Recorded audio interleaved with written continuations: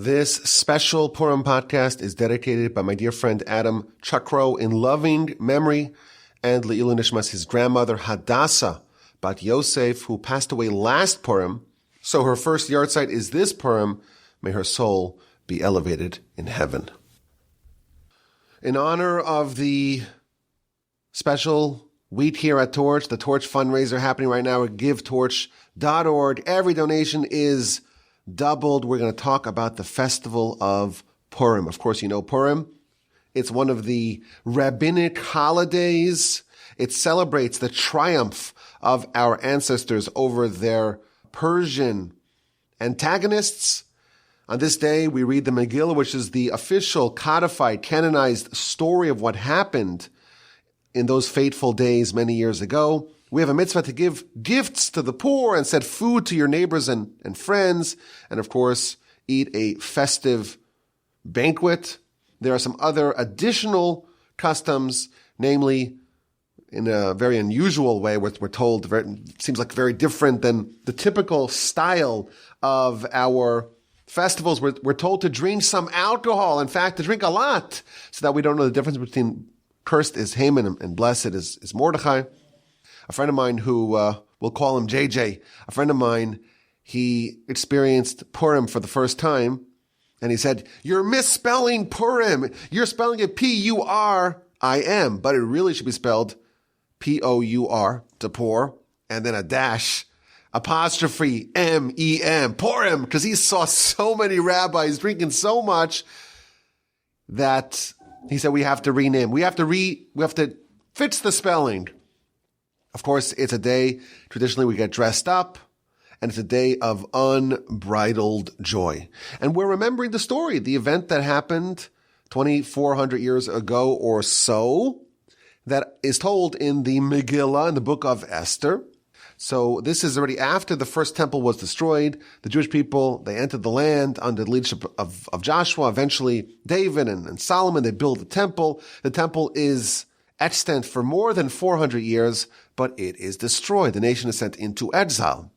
In exile, they're under the thumb of their overlords, enemies, the Babylonians, eventually the Persians, and they're trying to go back to the land. They're trying to rebuild the temple, and there's all sorts of obstacles along the way.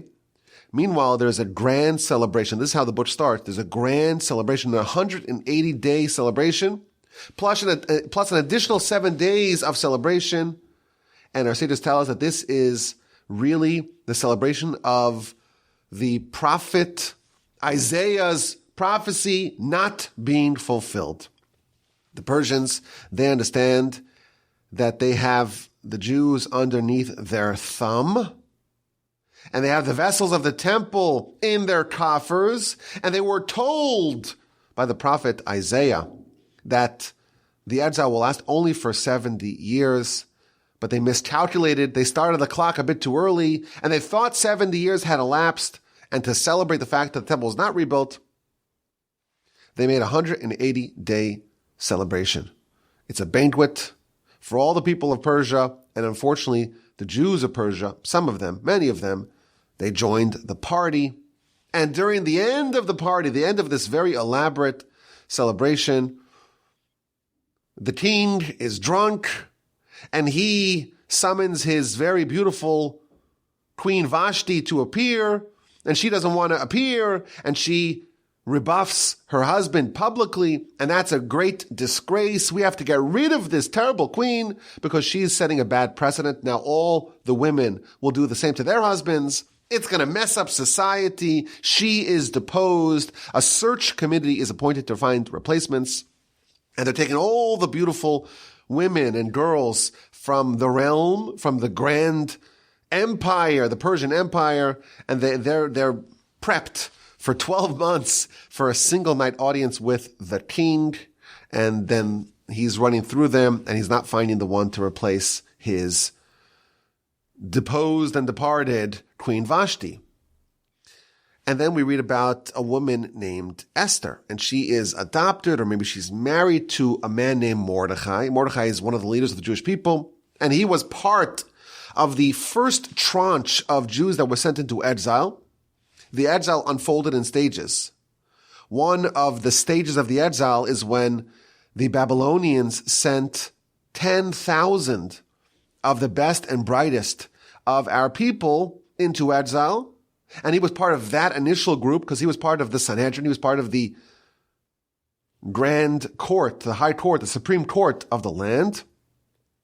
And he is either married or adopted, different opinions, what exactly his relationship was with Esther.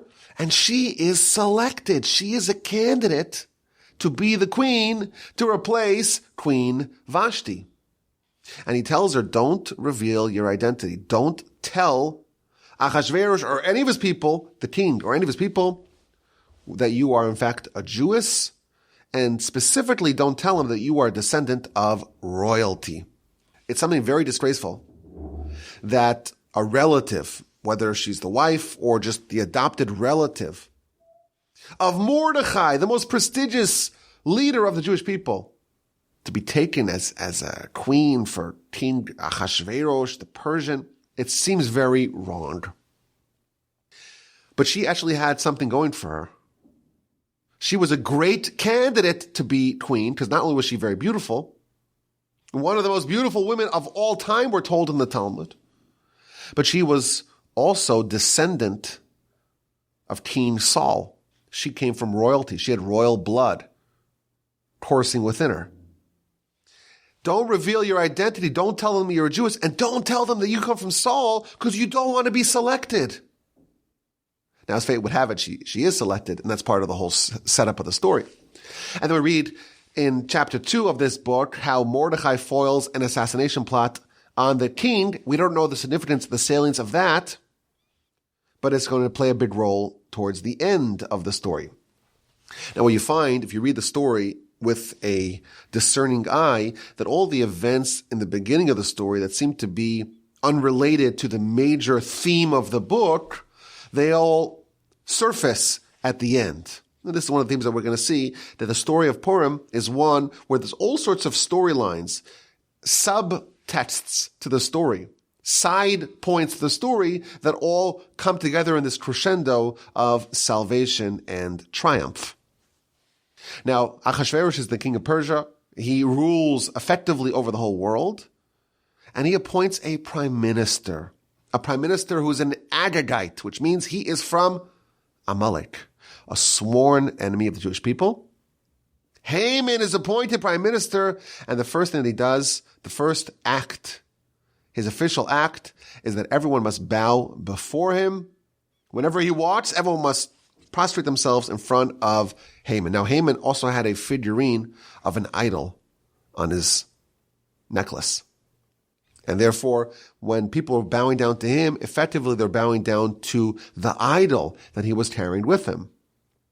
And everyone was bowing to Haman, because refusal to fulfill this edict is a capital offense. But there was one man, Mordechai, who did not bow and did not prostrate himself. And this angered Haman. This incensed Haman, that this one guy who doesn't bow before him, and he has all the riches and all the power and a massive family, he's everything in the world besides for one thing, that Mordechai, one old Jew, doesn't bow before him, and he says, none of it's worth it. None of it's worth it because this guy doesn't bow before me. But it's beneath him to attack simply Mordechai, to punish simply Mordechai. Instead, he sets his eye out to try to kill the entire nation. And he decides to determine when exactly is the most propitious time to do it. And he rolls dice. He plays the lottery to find out which month is ideal and which day of the month. And he comes up with a plan of genocide to kill the entire Jewish nation on the 13th day of Adar. Now, as an aside, the name of this festival, Purim, means lotteries. Haman had 2 lotteries. He puts 12 dice in his hand. Which month is going to be the right month? He puts out Adar. Which day? The 13th day of Adar. That's the day that he's going to destroy the entire Jewish nation. And then he goes to the king, I need your approval for something. There's this people, and they're terrible, and they're awful, and they're scattered, and they don't approve of you, they don't like you. Let me destroy them. And if you lose tax revenue as a result, I'll cover the loss. And Achashverosh, no righteous person himself, he tells Haman, listen, you do what you want with the Jews. I approve of it, and I don't even need the money. It's fine. You keep the money to yourself. I am equally desirous of destroying the Jewish nation, which is a terrible thing. You have the Jewish people under the control of the Persians, and Haman, the Amalekite, he wants to destroy the nation. And Achashverosh, the would-be protector of the Jews, he also wants to destroy the Jewish nation and is even willing to forfeit all the tax revenue that is lost. And they send irreversible letters throughout the kingdom that grants everyone the right to exterminate and destroy the entirety of the Jewish nation on that day. And the nation is plunged into mourning and dread and fear. Now, of course, Mordechai knows, no one else knows, but Mordechai knows that we have a friend. We have an ally. We have a Jewess in the palace. And he sends her a message. Go do something. Go convince Achashverosh to rescind this decree, or at least to find some way to avoid the fulfillment of this decree. Now, the problem is that she says, well, how can I do it? If I go in and I try to intervene and try to interfere, I'll die. They'll kill me. And there's this whole back and forth between Mordechai and Esther.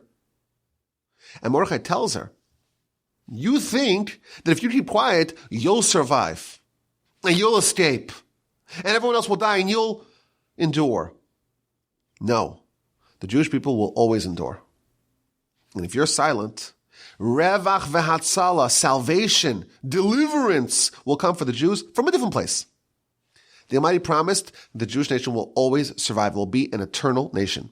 It's a promise. We will survive. I don't know how, but it's either through you or somewhere else. And you were sent, most likely, you were sent to this position. You were positioned to play a role.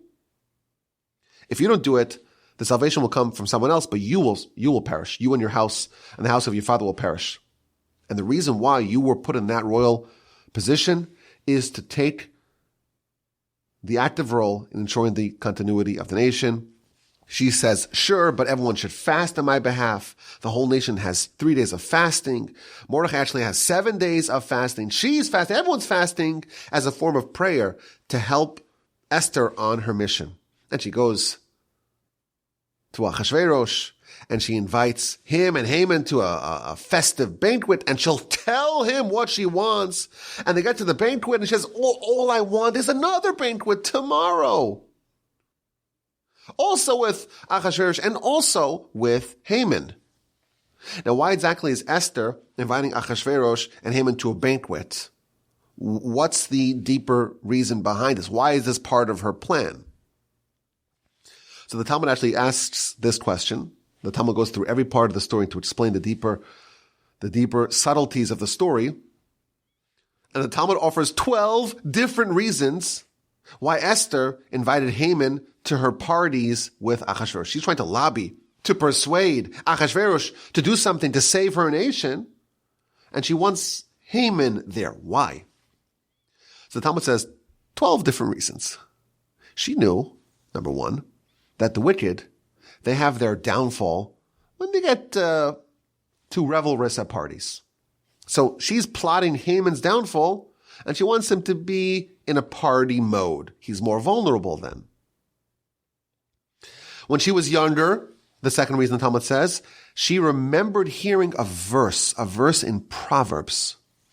If your enemy is hungry, feed him bread. And she says, okay, if that's what King Solomon says in his book of Proverbs, I have my enemy, I'm going to feed him bread. She wanted Haman to be busy so he wouldn't have time to take advantage of his success. She invited Haman so no one would suspect that she's actually a Jewess and she's really being targeted by Haman. She invited Haman so the whole nation realizes what's happening. The clock is ticking to the point of extermination. And everyone's trying to figure out, what can we do? And some people might think, well, we have We have a friend at the palace. So maybe I shouldn't pray. Maybe I shouldn't fast. Maybe I know we got this covered. Esther invites Haman, and the whole people see that. Like, everyone, all the Jews see, like, Haman is being invited. He's being courted. He's being wooed by Esther. We can't rely on Esther. We got to pray. And it goes on reason after reason after reason after reason to explain. She wants Achashverosh to be jealous. She wants to rouse God's compassion. She wants to make sure that when she springs the trap on Haman, he's right there, because Achashverosh was a bit fickle. And if he says, I'll kill Haman, but let's go fetch him, by the time they fetch him, he'll change his plans. She wants him there, so he can say, right then, let's hang him on the gallows, and so on. Reason upon reason. Haman is atop of the world. I was invited to party 1. I'm invited to party 2. And he gets home. On the way home, he sees Mordechai. Everyone's bowing down. Armies of people, legions of people are all prostrating themselves before him. And one man, lo yichra v'lo yishtachaveh, does not bow, does not prostrate. And he says, I can't wait till the 13th day of Adar. I have to get rid of Mordechai pronto. He gets home, his wife says, we have to build a gallows. Not just any gallows, 100 feet tall. So the whole city can see, the whole capital city of Shushan can see Mordechai, your enemy, hanging and swinging from those gallows. That night, the king is having bad dreams. He's tossing and turning. What's happening? Esther is inviting Haman to these parties, and we have one party, a second party. Is there some sort of secret plot? Is there something happening over here? Are they trying to undermine me? Are they ganging up against me to depose me? And he's trying to fall asleep. And he's like, well, there's something is afoot here. And he says, let's go back to the Chronicles. Let's read the story. Let's figure out, is there someone who I should have repaid for their loyalty, and I didn't do it? So start reading the Chronicles. And they get to the story of Mordechai. Mordechai saved the king from an assassination plot. And he was not rewarded for his loyalty. So this is the reason why people are not telling me about this current assassination plot. Because they think that I'm not reliable. They think that if you save the king, you get no reward. I have to stop that right now. I want to honor Mordechai. I want to honor Mordechai for his loyalty to the king and save me from that assassination plot. Now, meanwhile, Haman is all concerned about these gallows and doesn't want to wait till the morning. He needs Achashverosh's approval to go hang Mordechai pronto. So he shows up in the middle of the night. And as Achashverosh is tossing and turning, and he learns and he remembers about the story of Mordechai saving the king, Haman shows up. And Achashverosh consults Haman. There's a man that I want to honor. And how should we do it? How should we honor someone who's really been loyal to the king? And of course, Haman thinks he's referring to Haman. He's like, wow, who could the king possibly want to honor more than me? He must be referring to me. So he comes up with the most elaborate plan. We have to deck the guy out, put him on the garments of the king, and put him on the royal chariot of the king, and we should have the highest officer in the land to announce and proclaim, so shall be done to the man whom the king wishes to honor. Parade him throughout the whole streets. He thought, of course, that that's going to come to him. And of course is shocked when Achashverosh says, that's an excellent idea. I want you to go to Mordechai. You're a sworn enemy that you came to me right now to say, let's hang him up on a tree. Give him that honor.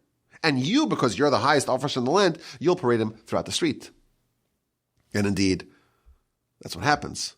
He spends the whole day between banquet 1 and banquet 2, taking Mordechai, his arch enemy, who's been fasting, and the Talmud even says that he had to climb on top of Haman. He was so weak. He's like, hey, Haman, you have to help me up onto the horse because I'm too weak. I've been fasting for a week. Climb up on top of the horse and parade him throughout the city. And we learn more about what happened. His daughter was witnessing the events, was witnessing the cavalcade. And she sees this incredibly bright, this visage of a great person being paraded by this poor, pathetic person who's carrying him, who's leading the horse and proclaiming, "So shall be done to the man who the king wishes to honor." And she assumes that Haman is on the horse and Mordechai is pulling him. So she starts dumping trash on top of the person leading the horse. And Haman looks up and she sees, oh no, it's her father. So she collapses and falls out the window and dies. That's what we're told. So this is like the worst day of Haman's life, but it's going to get even worse. When he finally finishes the parade throughout the whole city, and he's tired and sweaty and smelly, it's time for the second banquet. And they come and they hustle and bring Haman to the banquet because this is banquet number 2. And there, Achashverosh tells Esther, okay, what do you actually want? And she says, all I want is my life and the life of my people. Your people? Who's your people? Oh, your people are the Jews. And this man, this terrible man, he wants to destroy them. And some series of events happen, and Achashverosh in one stroke says, oh, he wants to hang Mordechai on that tree. Let's hang him on that tree. And indeed, Mordechai replaces Haman, and there's a new decree that on the 13th day of Adar, not that the Jewish people will be destroyed, but they'll defend themselves. They could kill all the people that wanted to kill them. And this terrible genocide was not fulfilled. Instead, the opposite happened, where all those terrible anti-Semites, they themselves were killed, and their plans and schemes were torpedoed. And the Jewish people killed all their enemies. In Shushan, they killed 500 of the worst enemies, including the 10 sons of Haman. And these days were made into holidays. The following day, the 14th day of Adar, is made into a holiday because this is a day of relief when the nation had obtained relief from their enemies. Now, there's some aftermath to the story. At least according to one opinion, Esther bore a son with Achashverosh, who was none other than Darius.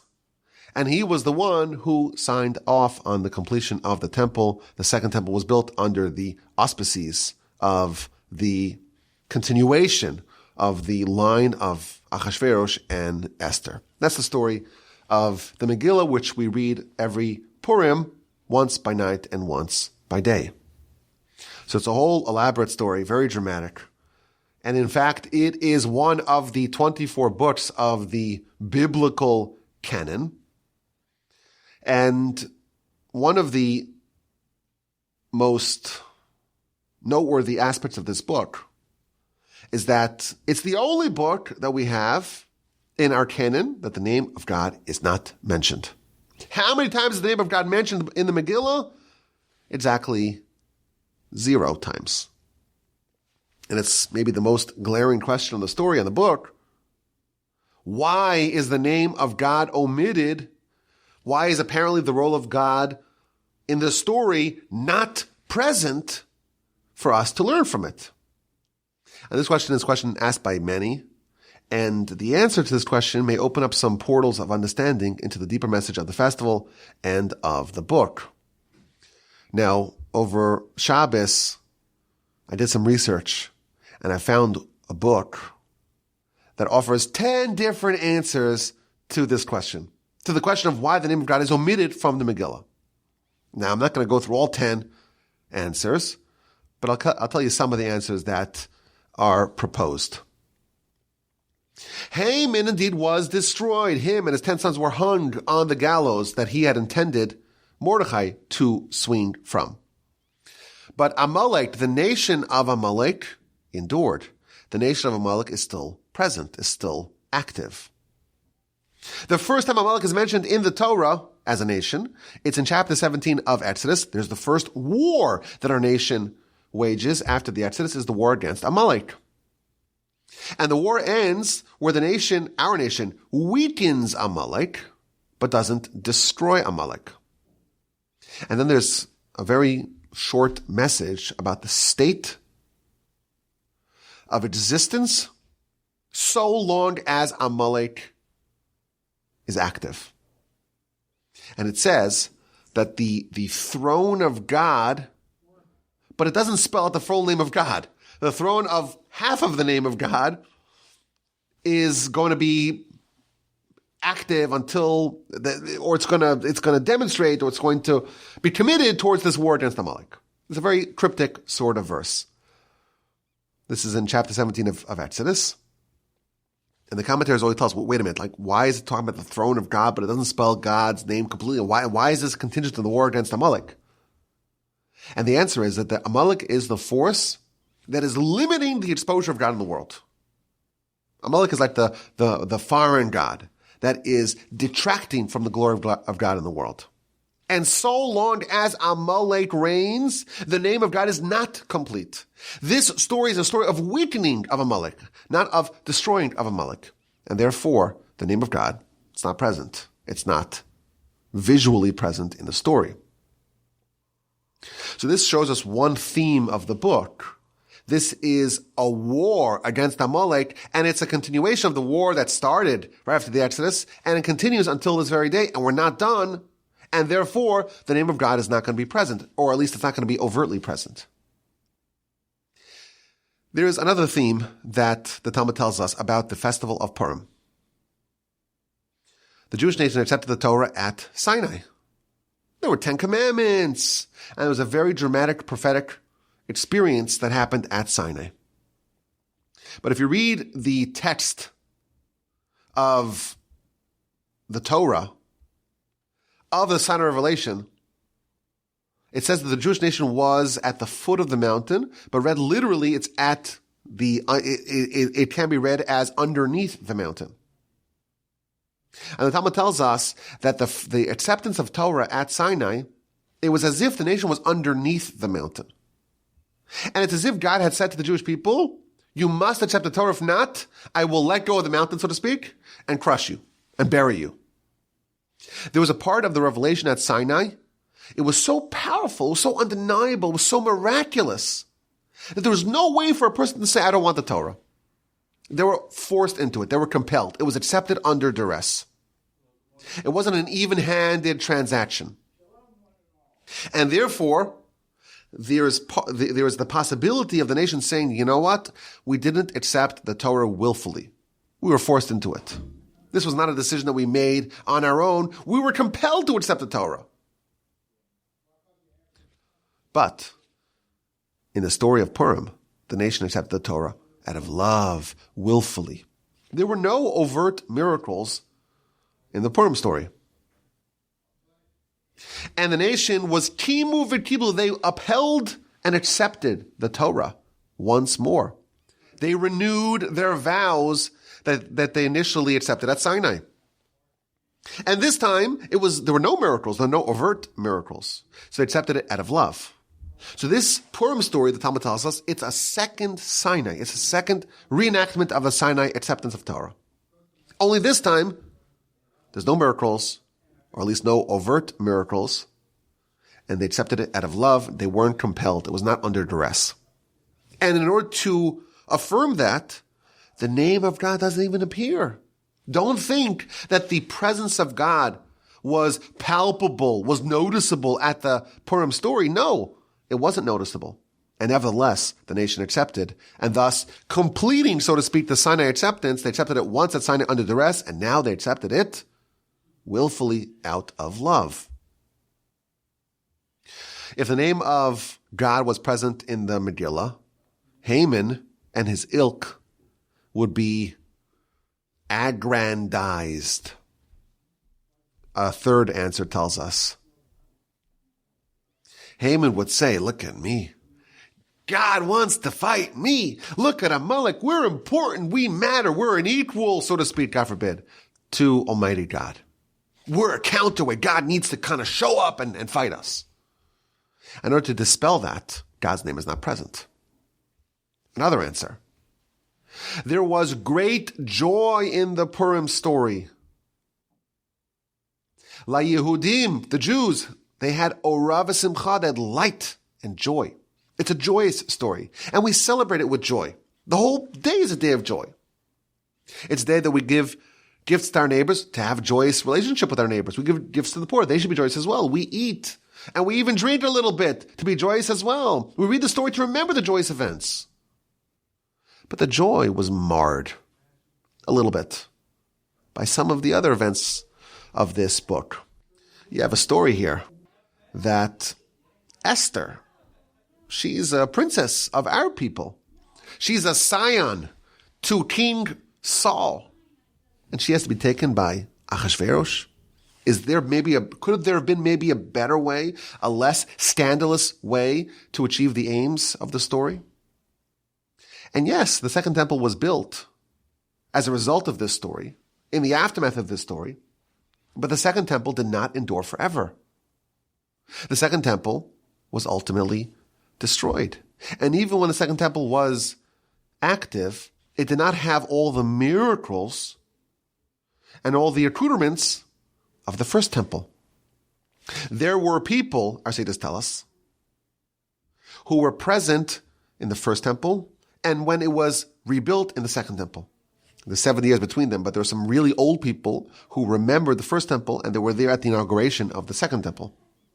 And they were crying because they remembered the grandeur and the prestige and the stature of the first temple.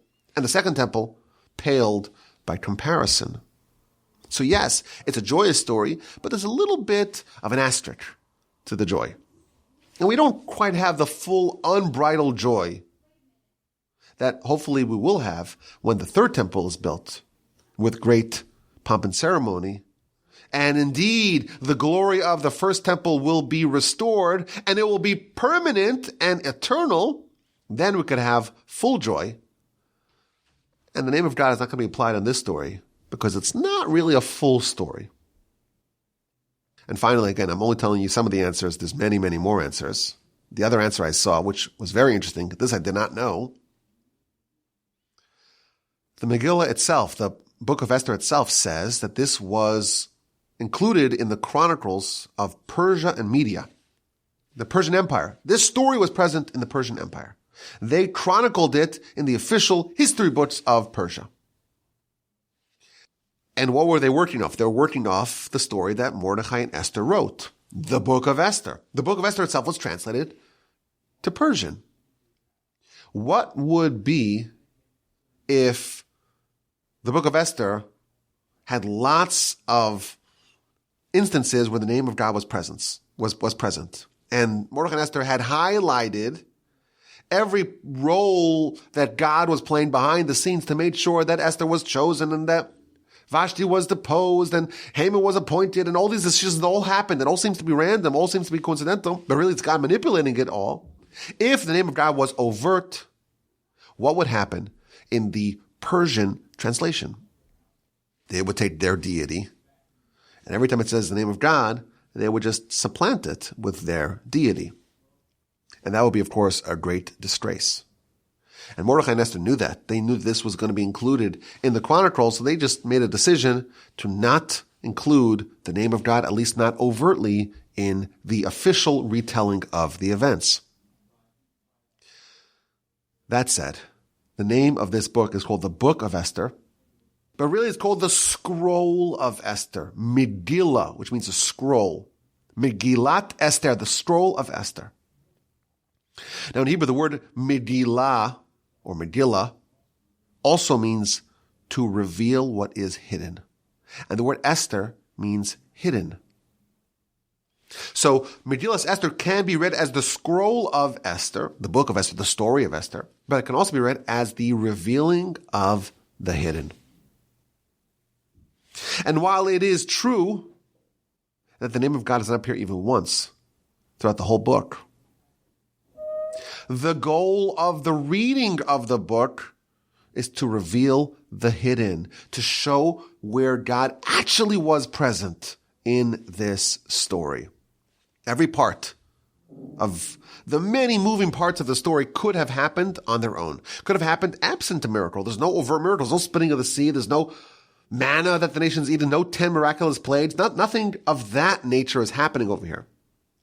But nevertheless, if you dig beneath the surface and you try to reveal what is hidden, you find that actually the Almighty is manipulating the whole story. And when you zoom out and you see the whole story in its context, the story actually happened over the course of 9 years. It's presented as one narrative, but historically it took 9 years from beginning to end.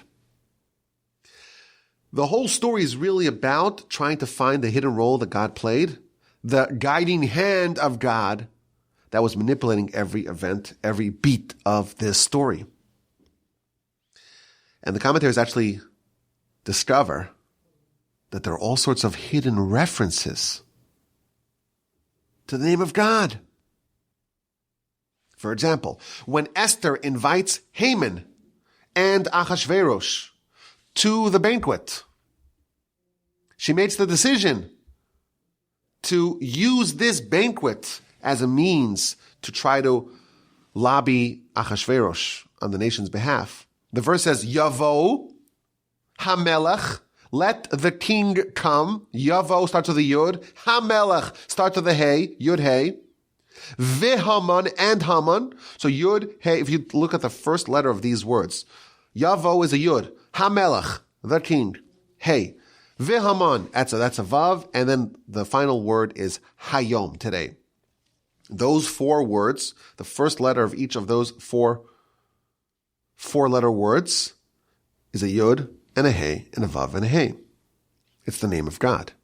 And in fact, people have looked, first letters, last letters. There's many, many, many references of the name of God in the actual text of the book, but it's hidden. And what's amazing is that, we spoke about this earlier, that the reason why Esther invited Haman to her party, well, there's 12 different reasons. Why does she invite Haman to the party? Talmud says 12 different reasons. Now, one of the sages met Elijah the prophet, and they started discussing the reasons why Esther invited Haman to her party. And the sage asked Elijah the prophet, you're a prophet, tell us which one of these 12 reasons is correct. And Elijah the prophet says, well, actually, they're all correct. She had all 12 reasons in mind. So we have Esther scheming and planning what to do about this major problem. The nation is slated for complete and utter destruction. And I'm going to make a bold move, a courageous move to endanger myself to save them. And what I'm going to do is I'm going to invite Haman and Pharaoh. That's what I'm going to do. I'm sorry, Haman and Achashverosh. Pharaoh is a different guy, a different king with similar predilections and desires. I'm going to invite Haman and Achashverosh to a party today. And why? 12 different reasons. And specifically there, the authors of the Megillah made sure that you spell out the name of God. Notwithstanding the fact that Esther had 12 different reasons for her behavior, ultimately, you zoom out and you see, actually, this is all the will of God. The festival is called Purim. Why? Because of a lottery. It's a lottery.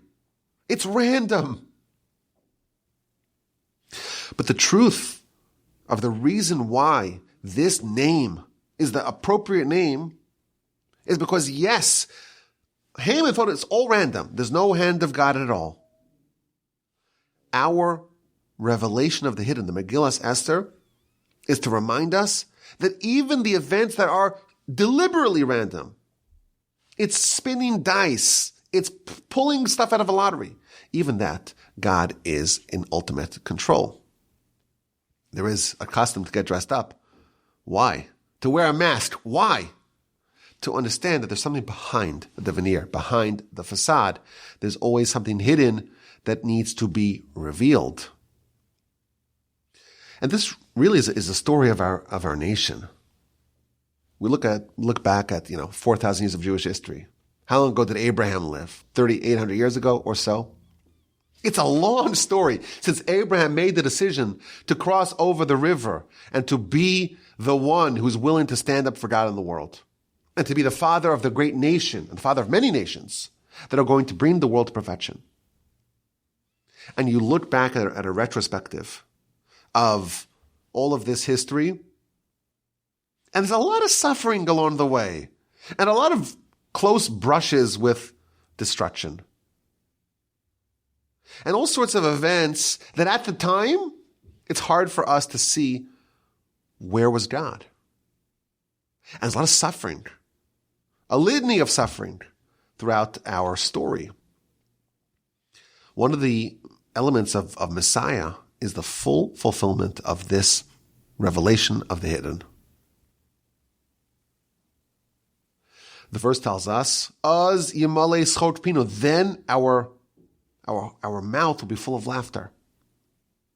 We may be suffering a lot over the course of our 4,000 years of history, but there will be a point in time where we'll be able to see the entirety of God's plan. And the only reaction we'll have is laughter. We'll see all the moving parts. It's like a massive, massive Purim story. And all these parts of the story, we don't see until the very end how they're all connected. It's a 1,000-piece puzzle, but no, there's 1,000,000 pieces. And each event is one piece, and we have no idea how it fits into the big picture, literally. And Messiah comes, and suddenly we could zoom out and see the entire picture. And every single little piece on its own doesn't really tell a story. But together, it's a great tapestry. In this week's Parsha, it's Parsha's Ki Sisa. And it's a very dramatic Parsha. We have the golden calf and the aftermath. And there's a very, esoteric exchange between Moshe and God. Moshe tells God, show me your honor, show me, reveal yourself to me, so to speak. And we don't know exactly what Moshe wants to do. What does he want to see? What does he want to learn? But there's a line where God says, I will show you my back, but my face you will not see. And what that means, it's a very difficult subject to understand. Theologically, it's a bit challenging. What does that mean? God doesn't have a visual appearance. One of the explanations is that the hand of God is only visual in retrospect. The role of God at the time, we didn't see God for 9 years. You write the book, you reveal the hidden. And you look backwards, you have a retrospect, and you see the hand of God. That's the lesson of the Book of Esther. There's a lot of difficult things that happened, a lot of tragedy and suffering that happened. But when it's done, you reveal the hidden, you realize that it's really the Almighty taking care of us and working towards our benefit. And ensuring that the temple's being rebuilt. And ensuring that the nation will have a great continuity. But at the time, it was hidden. His role was hidden, was obscured, was obfuscated. And our sages tell us that the only way to really understand, to be able to celebrate, before you see the whole picture, before you see the 1,000,000-piece puzzle, you have to get a bit tipsy. You gotta be a little drunk. You have to suspend your understanding. You have to take your intellect and put it aside. In the dog days of Haman, it's very hard to celebrate. When you think you know what's happening, you think that you have a sense in the direction of where things are going. And you evaluate things, and this is bad, and this is bad, and maybe this is good, but this is bad, and this is bad. Purim teaches us you have to take your own intellect, you have to take your own understanding, your own assessment, your own evaluation, your own analysis, and toss it out the window. And you have to develop this suspension of belief in your own capacity to judge, in your own capacity to assess and evaluate. And say, God, you have a plan. I know you have a plan.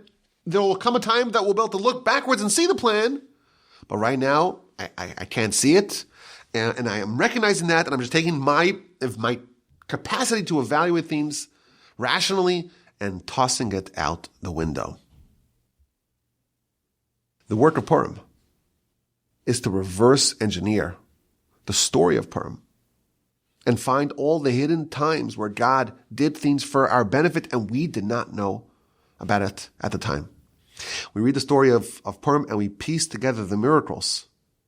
We get a little chance to see behind the curtains. It's a mini micro Messiah where we get to look back and see in this little story to see all the hidden parts, hidden roles that God played at the time. And we see the Almighty orchestrating and manipulating and coordinating the events. Each event on its own, it's a piece of the puzzle. It's not surprising. It's not noteworthy. It's not nature defying. It's not a miracle. Each can be excused away as a coincidence. But the story is positioned in a way, in the Megillah, to reveal the hidden hand of God. Yes, the name of God is not featured overtly in the Book of Esther, but it is there. It's there. It's hidden. God is behind the scenes. You need to squint a bit in order to see him. Our objective on Purim is to learn to train ourselves to see the Almighty's hidden hand, orchestrating everything in our personal lives, orchestrating everything in our national lives, orchestrating everything in all of human history. And to realize the Almighty is guiding us. He's preparing us. God prepares the footsteps of man. He's positioning us to achieve our destiny and our mission in life. And all those obstacles that bother us, that stymie us, that stifle us, they're actually very strategically positioned to ensure that we achieve our destiny. Those obstacles are not obstacles. They're divine nudges, positioned perfectly to help us achieve greatness. May we all be so fortunate as to take the lesson of Purim to heart and to see the hidden themes, to reveal them, to do the Megillas Esther, and to look back at the story of Purim and to see the hand of God, the name of God. It's there, but it's hidden.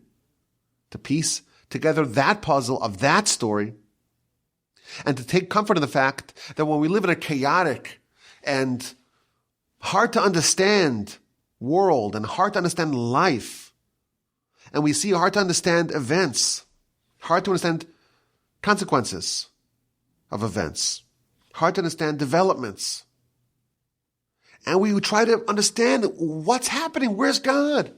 Did God forget us? No. He's there. His role is hidden.